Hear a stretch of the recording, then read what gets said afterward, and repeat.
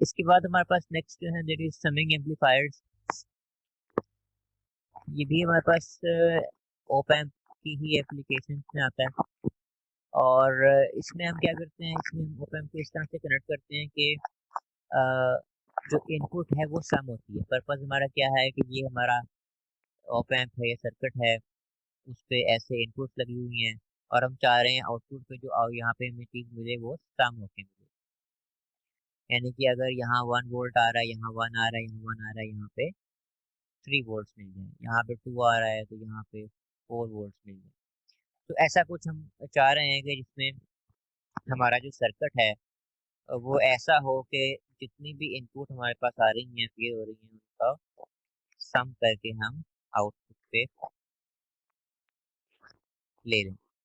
तो अब इसमें हमारे पास 3 टाइप्स होती हैं, उनको देखते हैं। समिंग एम्पलीफायर सबसे पहले तो ऐसा एम्पलीफायर जिसकी इनपुट एक से ज्यादा होती है, 2 या 2 से ज्यादा इनपुट होती है, ठीक है।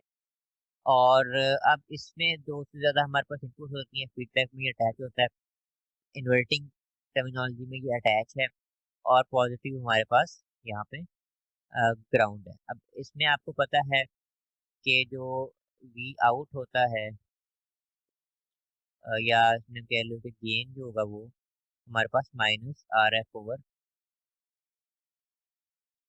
आर आई होगा। आर एफ ये है, आर आई यहाँ पे आर वन भी है और आर टू भी है। तो यहाँ पे अब ये एक बार यहाँ पे एज ए आर वन यहाँ पे हम लिखेंगे और एक बार इसको एज आर टू लिखेंगे।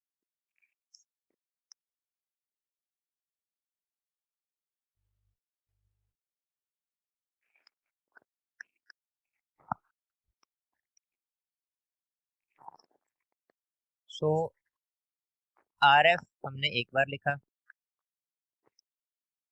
और आर वन और आर टू हमने 2 बार लिख लिया। अब यहाँ पे अगर आर सेम है तो सेम आ जाएगा, अगर आर डिफरेंट है तो यहाँ डिफरेंट आ जाएगा। जैसे कि ये हमारे पास इक्वेशन देखें, minus R F over R one R two. अच्छा, वी इन यहाँ पे कैसे आया, क्योंकि फॉर्मूला होता है गेन का, minus R F over R I, where gain is equal to V out over V in. तो यहाँ से अगर आपने वी आउट निकालना है तो वी इन इस सेट में मल्टीप्लाई हो जाएगा, तो V out equal to V in into R F over R I. V out किसके इक्वल होगा, V in into R F over R I. ठीक है, तो हमने क्या कहा कि आर एफ तो एक ही रेजिस्टेंस लगी हुई है, फीडबैक सेम है।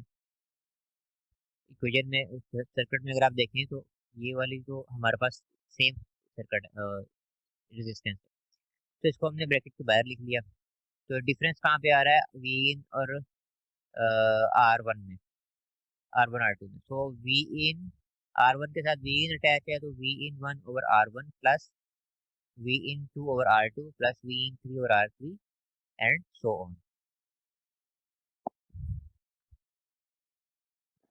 सो जितनी भी इनपुट्स अटैच होंगी वो इसी तरह से अकोमोडेट हो जाएंगी। फॉर एग्जांपल यहाँ पे 2 वोल्ट्स हैं, ये 10 किलो ओम है और ये 2 किलो ओम है। तो क्या बनेगा, यहाँ पे ये 2 वोल्ट्स हैं, ये 3 वोल्ट्स हैं, ये 1 वोल्ट है, हम सपोज करते हैं। तो क्या बनेगी वी आउट हमारे पास, वी आउट आएगी जी माइनस आर एफ है 10 के, बाहर आ गया। और पहले हम करेंगे V in one over R one यानी कि 2/2 प्लस 3/2 प्लस 1/2। ये भी 2 के है, ये भी 2 के।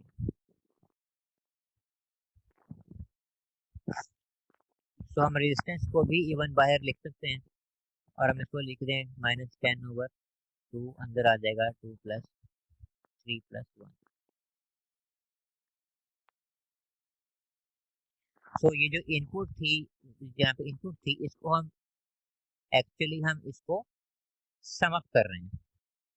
ठीक है, अब अगर हम इसी को आर एफ को भी आर इन के इक्वल, इसके वन के इक्वल रख दें, सारी रेजिस्टेंस को सेम रख दें, इसको भी टू कह दें, तो यहाँ पे हमारे पास यहाँ भी टू आ जाएगा, ये टू टू से कैंसिल हो जाएगा। अब ये एग्जैक्टली समिंग बन जाएगा, यानी कि जो इनपुट्स थी हम उन्हीं को सम कर रहे हैं, कोई मल्टीपल है, कोई चीज बाहर मल्टीप्लाई भी नहीं हो रही, क्योंकि टू टू से कैंसिल आउट हो गया। तो ये आंसर क्या बन जाएगा, 2 + 3 + 1 6 वोल्ट।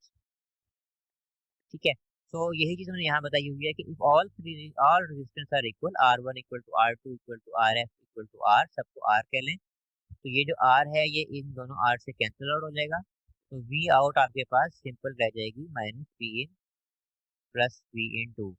सो समिंग एम्पलीफायर ऐसा एम्पलीफायर होता है जिसमें मल्टीपल इनपुट्स होती हैं, लेकिन हर इनपुट के साथ जो रेजिस्टेंस लगी होती है वो सेम होती है। तो जब आप रेजिस्टेंस को सेम रखेंगे, इनपुट डिफरेंट होगी, तो वो जो चीज बनेगी उसको समिंग एम्पलीफायर कहा जाएगा।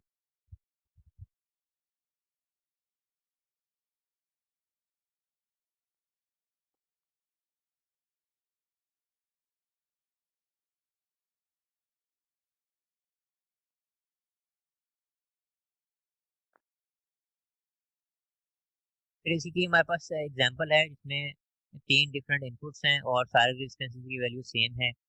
तो जब भी आपके ऐसे सर्किट आए, तो आप बगैर किसी फार्मूला आर एफ आर आई के पुट किए हुए आप इसको डायरेक्टली तीनों को ऐड करके इसकी आउटपुट लिख सकते हैं। तो ये एमसीक्यू भी बन सकता है, जिसमें आपके पास ऐसे इनपुट्स आ रही हों, ऐसे सर्किट बना हुआ हो, और आपको कहा जाए कि जी अब आप इसकी आउटपुट लिखें।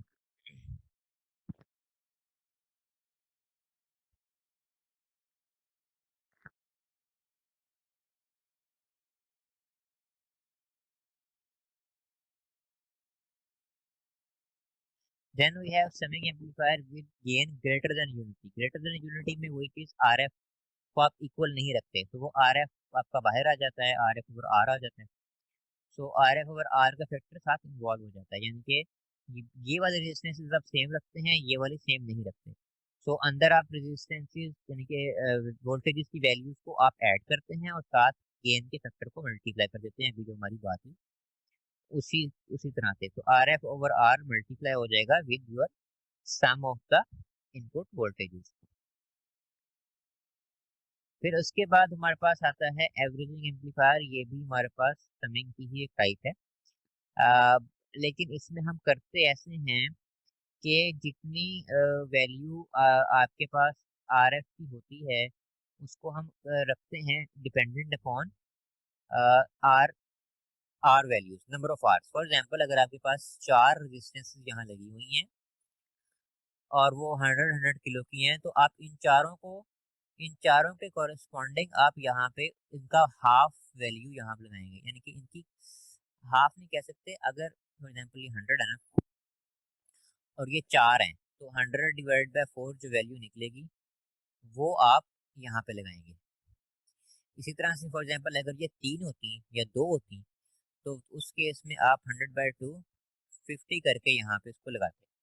तो मकसद क्या है कहने का है, मकसद ये है कि हमारे पास हम चाहते ये हैं कि जब हम इसको सॉल्व करें, तो बाहर जो हमारे पास आर एफ ओवर आर बनती है वो एवरेज बन जाए, यानी कि अगर चार इनपुट्स हैं तो एवरेज का मतलब चार चार वैल्यूज की एवरेज कैसे लेते हैं, चारों को ऐड करके चार पे डिवाइड करेंगे तो हमारे पास एवरेज आएगी। ठीक है, सो हम यहाँ पे चाहते हैं फोर को लाना, 1/4 लाना चाहते हैं, तो वो इसी केस में हो सकता है कि जितनी यहाँ पे रेजिस्टेंसेस हैं उसके 4 टाइम्स कम आर एफ को आप अटैच करें।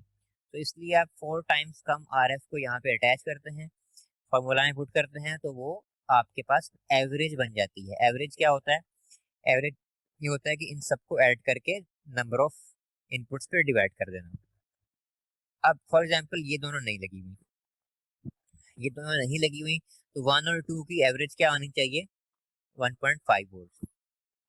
अब इस केस में ये एवरेजिंग नहीं है, ठीक है, क्योंकि इसकी आउटपुट 1.5 नहीं आएगी। अब इस केस में एवरेजिंग बनाने के लिए इसको 50 किलो हम यहाँ हमें अटैच करना पड़ेगा। अब जब हम वी आउट फाइंड करेंगे तो क्या आएगा, 50 kilo divide by 100 kilo, input में 1 प्लस 2 वोल्ट, तो ये 50 और ये 1/2 बन जाएगा और ये 3 वोल्ट बन जाएगा और 1.5 volt which is the average of 1 and 2। सो यहाँ पे आपने ख्याल रखना है कि आपको क्वेश्चन आ रहा है कि जी एवरेजिंग एम्पलीफायर, तो जितनी यहाँ पे रेजिस्टेंसेस लगी हुई हैं उतने नंबर उसको अगर आप n कह लें, if n is the number of resistances then RF must be equal to uh, RI over n।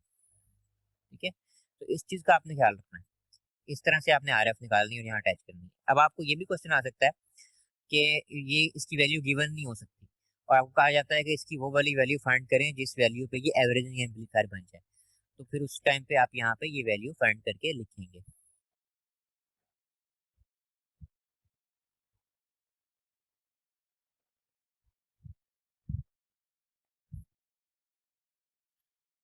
तो इस तरह से अगर रेजिस्टेंसेस आपकी ऐसे लगी हुई है जैसे मैंने कहा है, तो फिर इसका फॉर्मूला हमारे पास बन जाएगा 1/n, where n is the number of resistances या नंबर ऑफ इनपुट्स भी कह सकते हैं।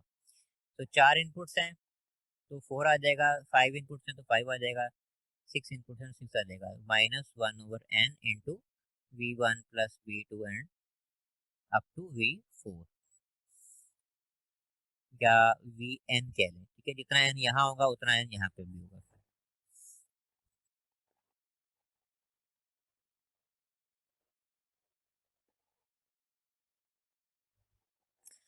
And the final one we have is scaling adder. Scaling adder में हमारे पास क्या होता है, RF भी डिफरेंट होता है, RI भी डिफरेंट होता है। सो हर इनपुट के साथ उसका कॉरेस्पॉन्डिंग RF और RI मल्टीप्लाई होता है, अगले इनपुट के साथ उसका RF और RI मल्टीप्लाई होता है। सो सारी इनपुट्स अपने अपने RF और RI से मल्टीप्लाई होकर हमें आंसर देती हैं। जैसे कि यहाँ पे RF डिफरेंट है, ना तो ये एवरेजिंग बन रहा है ना ये यूनिटी बन रहा है, तो इस केस में हम इसकी RF को इसकी RI से डिवाइड करके साथ V को मल्टीप्लाई कर देते हैं, -RF और RI इंटू V इन 1 प्लस RF और R2 V into and so on. तो यहाँ से ये वाला जो हमारा एडर बनेगा, सॉरी एम्पलीफायर बनेगा, दैट इज स्केलिंग। स्केलिंग ठीक है, सो स्केलिंग का मतलब क्या, कि आप स्केल अप या स्केल डाउन कर रहे हैं corresponding to the respective resistance attached to that particular input, इसको कहेंगे स्केलिंग एडर।